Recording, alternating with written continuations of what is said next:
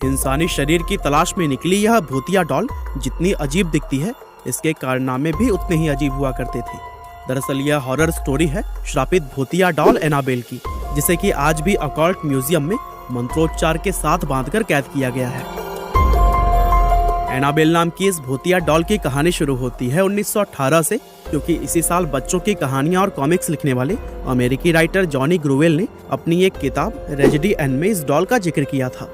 दरअसल जॉनी ने इस कहानी में अपने साथ हुए एक रियल इंसिडेंट के बारे में लिखा। जॉनी बताते हैं कि एक दिन वह यूं ही अपने घर के बाहर टहल रहे थे, तभी उन्हें उनके घर के बैकयार्ड में एक डॉल पड़ी हुई दिखी। जॉनी ने उस डॉल को अपने घर में पहले कभी नहीं देखा था, इसीलिए उन्होंने अपने पड़ोसियों से जाकर पूछा कि कहीं ये डॉल उनकी तो नहीं, लेकिन सभी पड़ोसियों ने भी मना कर दिया। जॉनी को कुछ समझ नहीं आ रहा था कि आखिर ये डॉल उनके घर में आई कैसे। खैर, उन्होंने इसके बारे में कुछ ज्यादा नहीं सोचा और डॉल को घर ले जाकर अपनी बेटी मॉर्सिला को दे दिया। मॉर्सिला उस समय काफी छोटी थी, इसीलिए वो डॉल को देखकर काफी खुश हुई। अब मॉर्सिला हर समय इसी डॉल के साथ ही खेलती रहती थी और इसी तरह से खेलते खेलते कुछ ही दिनों में उसको डॉल से बहुत ही ज्यादा लगाव हो गया था और वह एक पल के लिए भी अपनी डॉल को खुद से दूर नहीं करती थी। वह अकेली घर में बैठी उस डॉल से खेलती और उससे बातें करती रहती।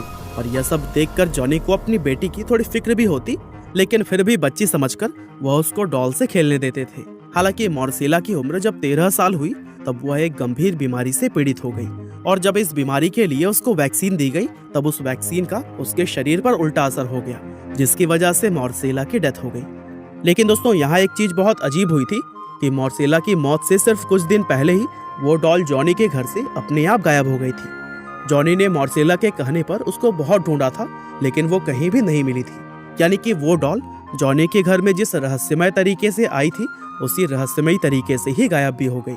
और इस सच्ची कहानी को जॉनी ने जब अपनी किताब में लिखा तो लोगों को इसके बारे में जानकर काफी हैरानी हुई और जॉनी की यह कहानी उस समय लोगों में काफी फेमस हो गई। और फिर इसके बाद कई दशकों तक वह डॉल कहीं भी नजर नहीं आई थी और लोग इसके बारे में भूल चुके थे। लेकिन दोस्तों, साल 1970 में इस डॉल ने फिर से दुनिया में वापसी की और इस बार ये हॉबी स्टोर नाम की एक एंटिक शॉप में नजर आई थी।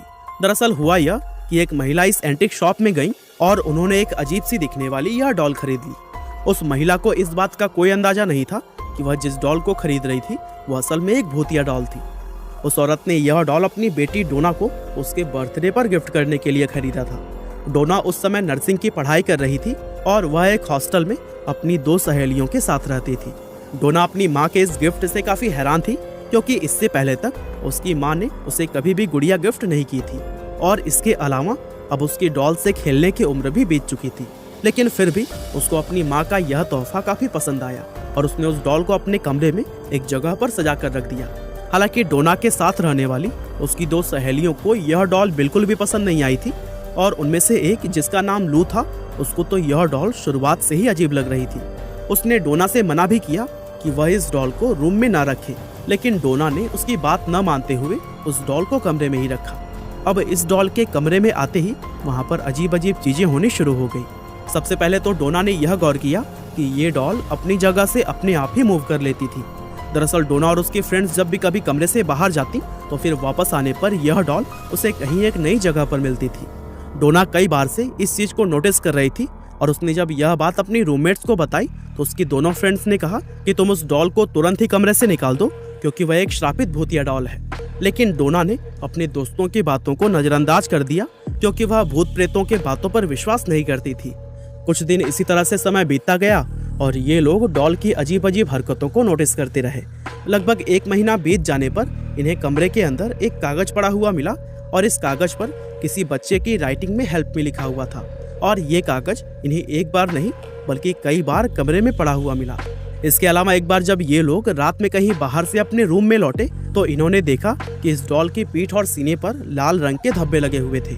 और चूंकि ये तीनों फ्रेंड्स नर्सिंग की स्टूडेंट थी, इसीलिए इन्हें ये पता करने में जरा सा भी वक्त नहीं लगा कि ये धब्बे किसी रंग के नहीं बल्कि खून के थे।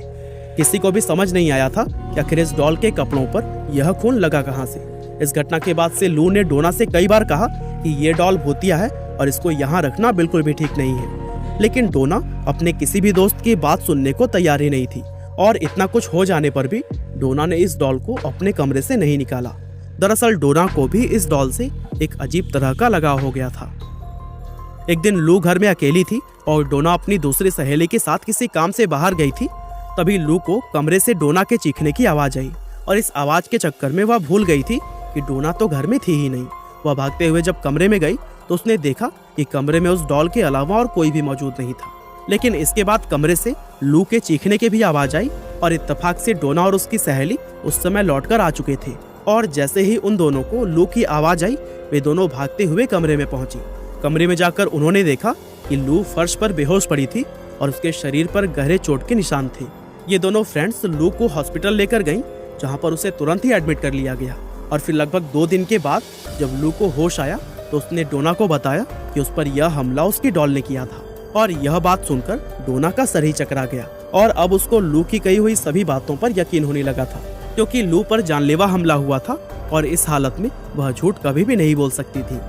डोना तुरंत ही अपने हॉस्टल के पास वाले चर्च में गई और फादर हैगन को इस घटना के बारे में बता दिया। फादर हैगन ने डोना की बात सुनी और उसको अपने सीनियर फादर कुक के पास भेज दिया।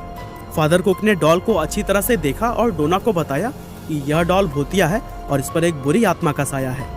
फादर कुक ने कहा कि यह मामला संभालना उनके बस की बात नहीं है, इसीलिए उन्होंने इसकी खबर paranormal activity expert Edward Warren और उनकी पत्नी लॉरेन डीटा को दे दी।